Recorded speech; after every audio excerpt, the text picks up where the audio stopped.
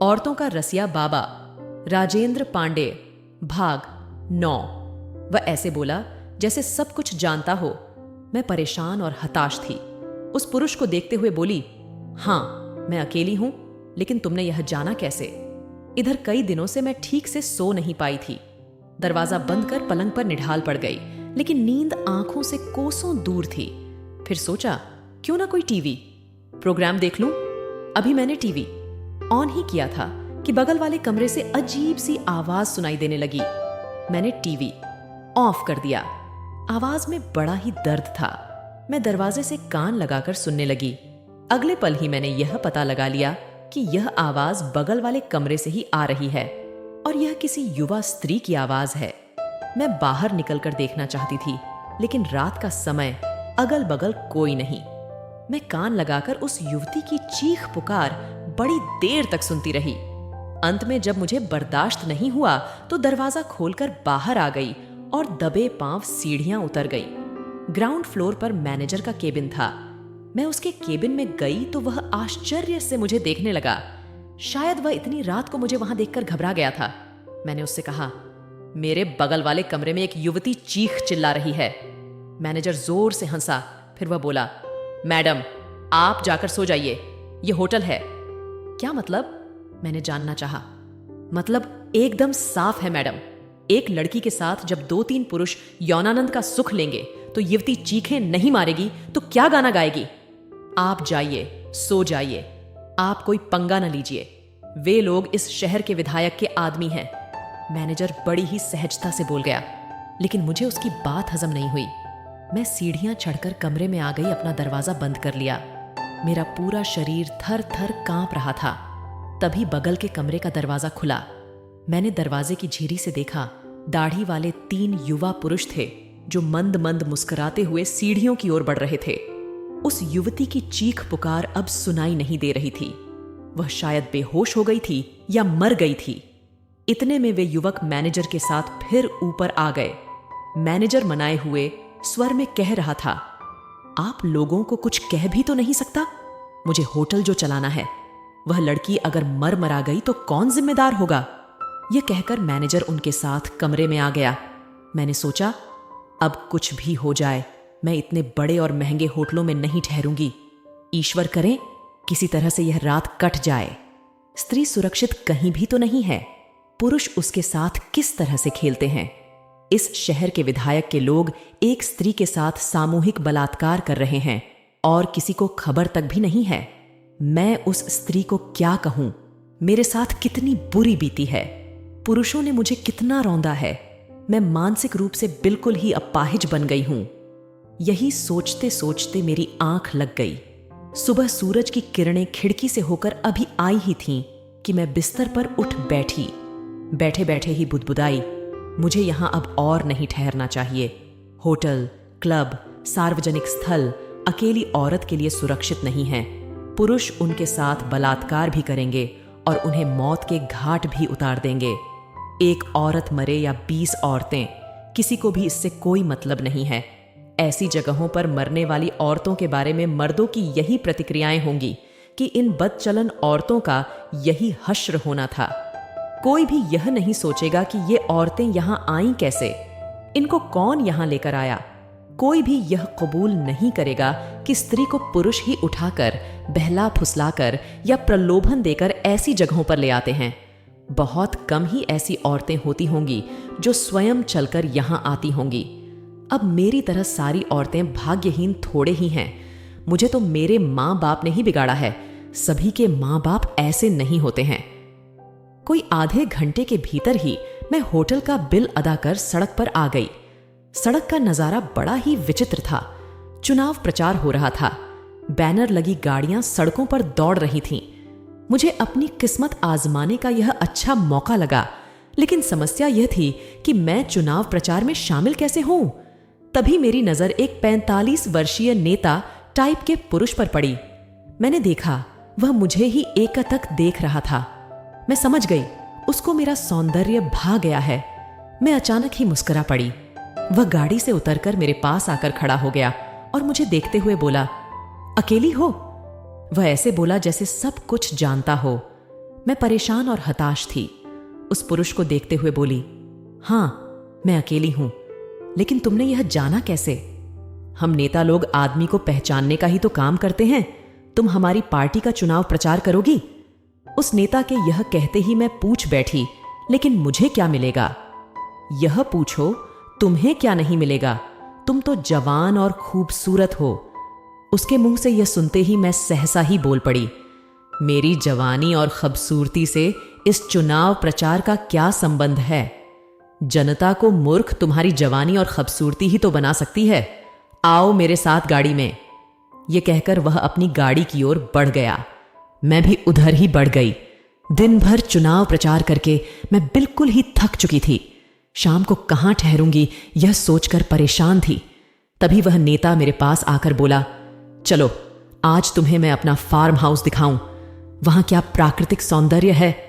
मैं यह सुनकर अचकचा गई, लेकिन मैं वहां अकेली? तुम्हें मुझसे डर लगता है? मैं कोई हिंसक जानवर नहीं कि तुम्हें खा जाऊंगा। उसके इतना कहते ही मैं गाड़ी में आकर बैठ गई। गाड़ी सड़क पर हवा से बातें कर रही थी। वह अचानक ही मेरा हाथ पकड़ते हुए बोला, ईश्वर ने तुम्हें बड़ी फुर्सत में बनाया होगा। तुम वैसे रहती कहां हो? होटलों में? मेरा कोई ठिकाना नहीं है। तब तो बड़ी ही अच्छी बात है। मैं बेघर हूं और यह बात तुम्हें अच्छी लग रही है। तुम तो बुरा मान गई। मेरे कहने का मतलब यह नहीं था। तुम पर कोई बंदिश नहीं है, रोक टोक नहीं है। ऐसी ही महिलाएं तो राजनीति में आगे बढ़ती हैं। स्वच्छंद महिलाओं के लिए राजनीति में काफी अवसर है। वह कुछ और बोलता, तभी ड्राइवर ने फार्म हाउस के फाटक के सामने गाड़ी खड़ी कर दी। हम गाड़ी से उतरकर फार्म हाउस के कमरे में आ गए।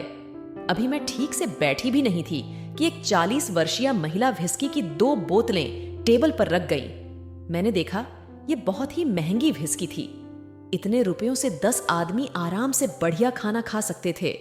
उस फार्म हाउस की मिट्टी में न जाने क्या खूबी थी कि यहां आकर मेरे व्यक्तित्व का एक नया हा रूप उभर कर मेरे सामने आ गया। मैं उन मजबूर नंगे भूखे लोगों की बेवजह ही चिंता करने लगी जो वास्तव में ही रोटी के हकदार थे। तभी मुर्गा पुलाव 2 प्लेट में आ गया। उस नेता ने मुस्कुराते हुए बोतल का ढक्कन तोड़ दिया और गिलास में व्हिस्की उड़ेलते हुए बोला, जीवन का आनंद लो। यह भी कोई जीवन है?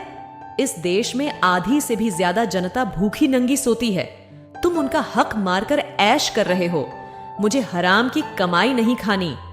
मैं मन ही मन सोच रही थी। इतने में उसने मेरी ओर व्हिस्की से भरा गिलास बढ़ा दिया। मैंने मना कर दिया और वहां से उठकर बाहर आ गई। वह नेता भी मेरे पीछे पीछे दुम हिलाता हुआ आ गया और मुझे अपनी बाहों में भरने की कोशिश करने लगा। मैं उसे धक्का देकर उसकी गाड़ी की ओर बढ़ गई और फाटक खोलकर ड्राइविंग सीट पर जाकर बैठ गई। अब वहां ठहरना मेरे लिए खतरे से खाली नहीं था। मैंने गाड़ी को स्टार्ट कर सड़क की ओर बड़ी ही तेजी से मोड़ दिया। वह कुछ दूर तक गाड़ी के पीछे पीछे दौड़ा, फिर लौट गया। गाड़ी उस नेता की थी। मैं उसे लेकर ज्यादा दूर तक नहीं जा सकती थी। कहीं पर भी पुलिस गाड़ी को रोक सकती थी। मेरे पास ड्राइविंग लाइसेंस भी तो नहीं था। मैं एक नुक्कड़ पर गाड़ी लेकर आई तो वहां कुछ पुलिस वाले दिखाई दिए। मेरी तो जान ही निकल गई। सड़क के किनारे गाड़ी खड़ी कर मैं उस नुक्कड़ पर आकर खड़ी हो गई। मैं किसी भी तरह से यहां से निकल जाना चाहती थी। तभी एक गाड़ी सामने से आती दिखाई दी। मैंने हाथ हिलाया तो ड्राइवर ने मेरे सामने गाड़ी लाकर खड़ी कर दी। मैंने गाड़ी में झांक कर देखा। उसमें एक 50 वर्षीय सन्यासी भगवे वस्त्र में बैठा हुआ था और मुझे ही एकटक निहार रहा था। इतने में उसने मुझे हाथ से इशारा करते हुए खिड़की से सिर बाहर निकालकर बोला, कहां जाना है? आओ, छोड़ देंगे। मुझे मालूम नहीं। मैं यह कहते कहते मायूस पड़ गई। शायद मैं अपने सारहीन जीवन से उकता गई थी। तभी अचानक ही वह महात्मा बोल पड़ा, जिसे अपने ठिकाने का ज्ञान नहीं होता है वह मुझ जैसे महात्मा की शरण में आ जाता है। बालिके आओ, गाड़ी में बैठो। महात्मा के इतना कहते ही मैं दरवाजा खोलकर अंदर बैठ गई।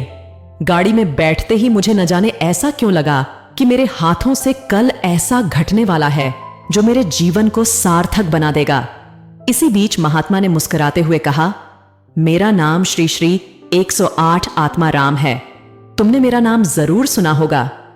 हाँ, नाम तो जाना पहचाना सा लगता है। मैं अटकती हुई आवाज में हो बोली। तब तुम्हें यह भी मालूम होगा कि मेरे अधिकांश शिष्य नेता, मंत्री और उद्योगपति ही हैं। वैसे तुम बहुत ही खूबसूरत हो। महात्मा यह कहकर मुस्कुराने लगा। मैं यह सुनकर बुदबुदा पड़ी। अजीब बात है, महात्मा हो, मंत्री हो या फिर आम आदमी हो, सब मेरी खूबसूरती को देखकर ही मुझ पर रहम करते हैं, मुझे लिफ्ट देते हैं। क्या स्त्री की इससे अलग और कोई पहचान नहीं होती है? वैसे वह महात्मा वास्तव में ही पहुंचा हुआ था। वह किस मामले में पहुंचा हुआ था यह मुझे अब भी मालूम नहीं था। वह मुझे वहां ले गया जहां उसका प्रवचन था। गाड़ी से उतरकर मैं महात्मा के साथ कथा पंडाल की ओर कुछ कदम ही बढ़ी थी कि वह पीछे मुड़कर बोला, तुम श्रोताओं की जमात में जाकर बैठ जाओ। प्रवचन समाप्त होने पर मैं तुम्हें अपने साथ ले लूंगा। मैं कुछ समझ न सकी। महात्मा कथा पंडाल में ज्यों ही आया, श्रद्धालुओं और श्रोताओं ने फूल मालाओं से उसका भव्य स्वागत किया। मैंने देखा वह मंद मंद मुस्कुराते हुए मंच की ओर बढ़ रहा है। उसके चेहरे पर एक अजीब सी खुशी खिली हुई है।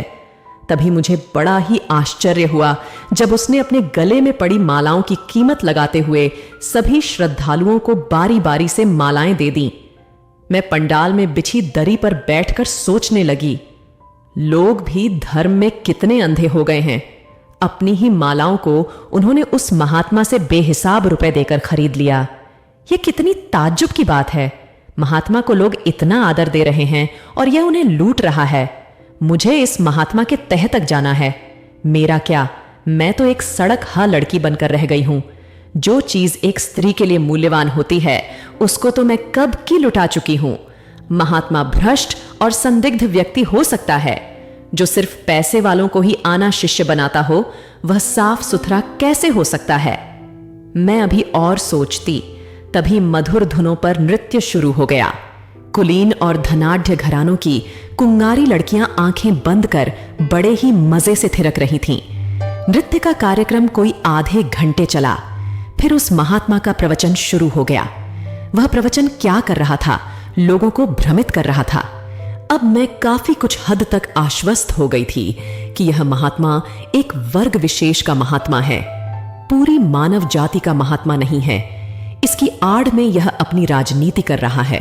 मैं अब बोर होने लगी थी, उठकर बाहर जा भी नहीं सकती थी।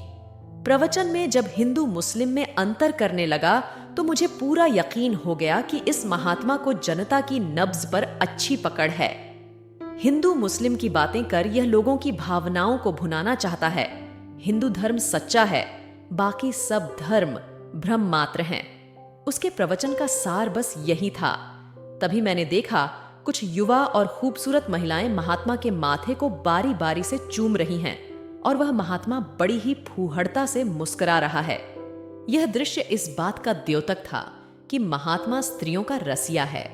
भगवे वस्त्र में एक साधु नहीं बल्कि कामी बैठा है। मैं यह सब देखने के बाद उस महात्मा का पीछा कहां छोड़ने वाली थी। मैं बड़ी देर से यह भी महसूस कर रही थी, वह रह रहकर कनखियों से मुझे घर भी रहा था।